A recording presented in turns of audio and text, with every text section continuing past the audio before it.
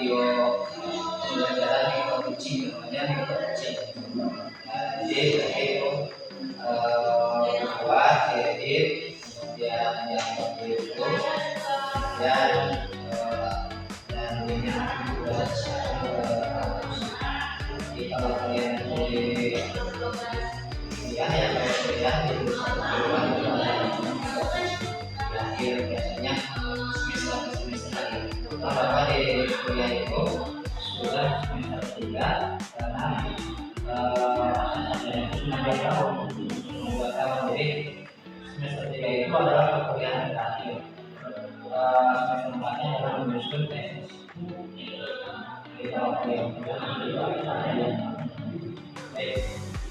Assalamualaikum warahmatullahi wabarakatuh.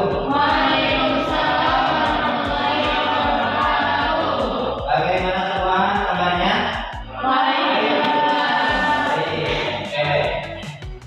Baik, kita awali dengan membaca doa.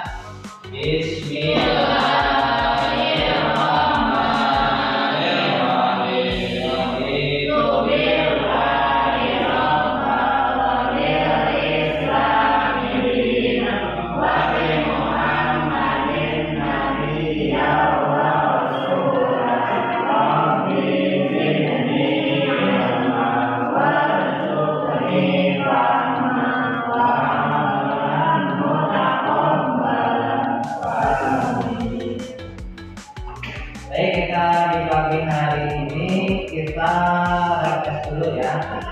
Refresh dulu untuk pembelajaran supaya lebih semangat dengan tepung 1, tepung 2, tepung 3. Ada yang belum paham?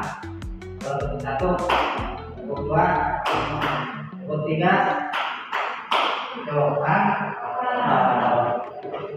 Siap? Tepung 3, tepung 2, tepung 1, tepung 3, tepung 1, tepung 2. Oke, terima kasih semuanya. Baik, kita tepuk sama.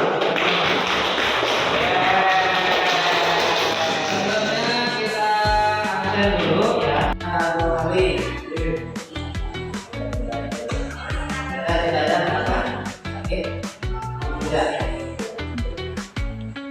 Muhammad Idris, Muhammad Faris, Muhammad Sadwan, Iva Aulia, Rahma, Siti, Yayu Fitriani, Zahra Siti Sulaiman. Baik, untuk hari ini kita pertama adalah mempelajari materinya. Materinya ada yang tahu itu atau di wilayah ada, kalau kurang jelas ada di mana. Materi ini meliputi strategi ekspansi wilayah melalui kekuatan militer dan diplomasi, sistem pemerintahan yang terpusat namun toleran terhadap perbedaan agama dan etnis, serta kebijakan ekonomi yang menunjang kemajuan peradaban. Pembahasan juga mencakup aspek sosial budaya, seni, dan arsitektur yang berkembang pesat di bawah pemerintahan Ottoman, serta faktor-faktor internal dan eksternal yang berkontribusi pada kemunduran kekaisaran tersebut. Materi ini berguna bagi siswa untuk memahami sejarah peradaban Islam secara lebih mendalam dan komprehensif. Siswa dapat menganalisis strategi politik dan kebijakan ekonomi yang diterapkan dalam Islami, serta mengambil pelajaran dari keberhasilan dan kegagalan kekaisaran tersebut. Pemahaman ini penting untuk menumbuhkan sikap kritis dan analitis terhadap sejarah. Satu jihad dan bersuah, yaitu memotivasi pasukan dengan semangat agama untuk memperluas wilayah kekuasaan dan menyebarkan agama Islam. 2. Diplomasi, yaitu membangun hubungan baik dengan wilayah yang lebih kecil dan menawarkan perlindungan untuk mengamankan perbatasan. 3. Aliansi, yaitu bekerja sama dengan kekuatan lain untuk melawan musuh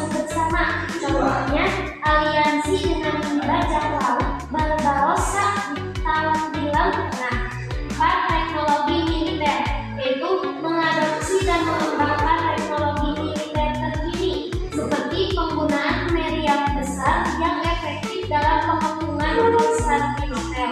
5. Janisari, yaitu membentuk pasukan elit Janisari dari anak-anak Kristen yang dilatih secara disiplin dan loyal kepada sultan. Besar, kemudian berdiri berabad-abad tahun lamanya. Pertama adalah jihad dan ghazwa. Jihad dan ghazwa itu merupakan motivasi pasukan dengan semangat agama, memperluas wilayah itu dengan semangat untuk menyebarkan agama, yaitu agama Islam. Untuk memperluas wilayah kekuasaan dengan menyebarkan agama Islam. Jadi memperluas wilayah itu pada masa kekuasaan Utsmani itu untuk menyebarluaskan Islam, bukan semata-mata dengan tujuan memperkaya, memeras, menguras kekayaan negara yang ada di bawah jajahannya. Bedakannya dengan para kaum imperialis Eropa seperti halnya Belanda datang ke Indonesia dengan slogan golden dan kekuatan, menjaga lautan, menjaga hubungan baik, ya, menjaga hubungan baik dengan bajak laut. Itu salah satu inovasi. Yang keempat adalah teknologi militer, mengadopsi dan mengembangkan teknologi militer terkini seperti penggunaan meriam besar. Sampai sekarang meriam masih dipergunakan di militer apa tidak? Militer dari zaman Daulah Utsmani itu sampai sekarang meriam itu sudah masih digunakan. Bahkan di Perang Dunia I atau Perang Dunia II pun masih digunakan. Sekarang yang dikatakan sebagai zaman yang modern, meriam itu masih digunakan dan dijadikan sebagai senjata yang ampuh dalam pertahanan. Yang kelima adalah strategi yang dilakukan oleh Daulah Utsmani adalah membentuk 200 Kopassus. Pasukan pas pampres itu cuma 200 orang. Ada laki-laki, ada perempuan. 200 orang, coba bayangkan. Itu TNI saja, Kopaska saja sudah baik, sudah hebat. Ini pasti luar biasa di atas semuanya. Yang pasti yang minimal standar kita. Pertama adalah strategi yang dilakukan oleh Daulah Utsmani itu adalah apa? Pertama adalah jihad dan ghazwa.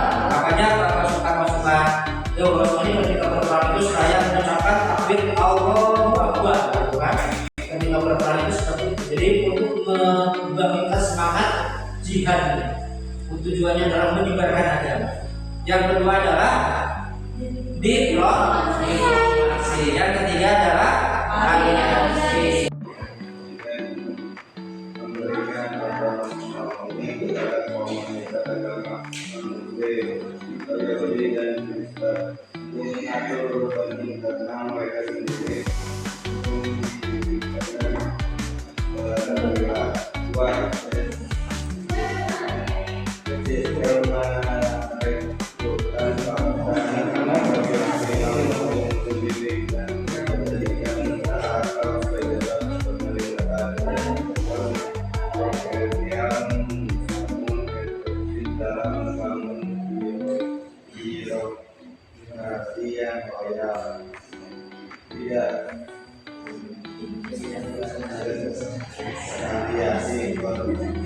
kekuasaan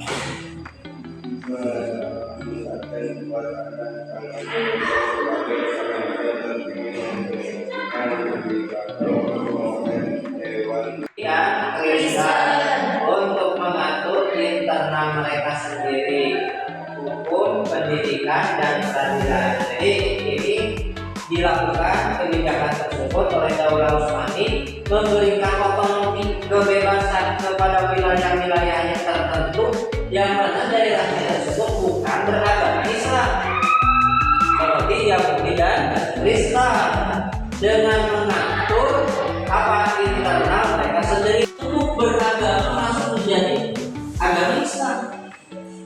Misalkan di suatu negara seperti di Kazakhstan atau misalkan di Italia yang mayoritasnya adalah Kristen Ortodok ataupun di daerah yang lainnya. Ketika di daerah tersebut, negara tersebut berada di dalam kekuasaan Daula Usmani, tidak memaksakan rakyatnya, tidak memaksakan rajanya ataupun gubernurnya untuk masuk menjadi agama Islam yang sebesar-besarnya. Itu yang dinamakan dengan apa? Islam di Indonesia. Yang kedua, Dexilme, yaitu perekrutan paksa anak-anak laki-laki non-muslim untuk dididik dan dijadikan tentara atau pejabat pemerintah. Kalau dijadikan tentara mungkin agak apa yang namanya? Agak berat ya, yang dominan. Tapi kalau dijadikan pejabat itu enak gitu ya. Siapa yang tidak enak menjadi pejabat ya? Nah, tapi tanggung jawabnya berat. Kontroversial. Ini gagasannya sebenarnya kontroversial. Artinya kontroversial itu apa? Mendapat perlawanan dari yang lain. Awal mulanya, tapi ternyata itu efektif dalam membangun birokrasi yang loyal. Anak-anak non-muslim pertama dipaksa untuk para dewan anggota dewan itu yang dipilih oleh rakyat. Jadi dari dulu itu sudah ada yang dinamakan dengan kabinet ataupun para menteri, kabinet ataupun anggota dewan. Itu yang dinamakan dengan apa?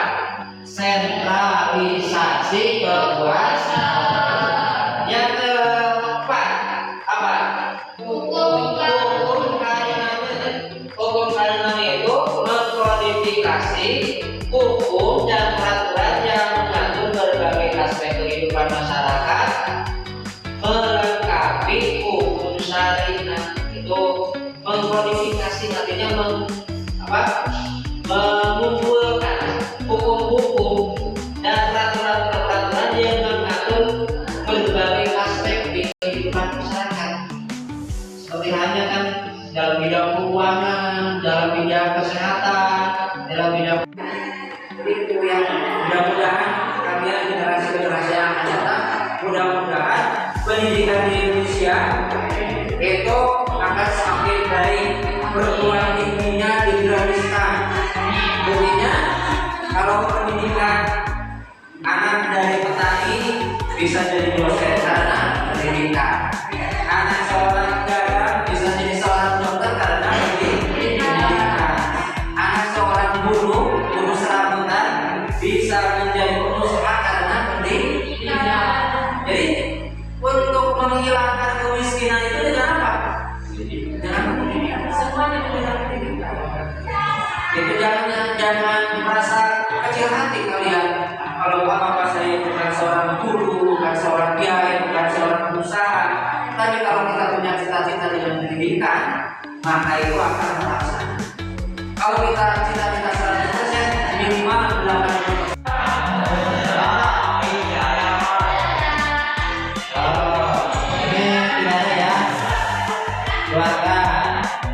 Kita ulang lagi.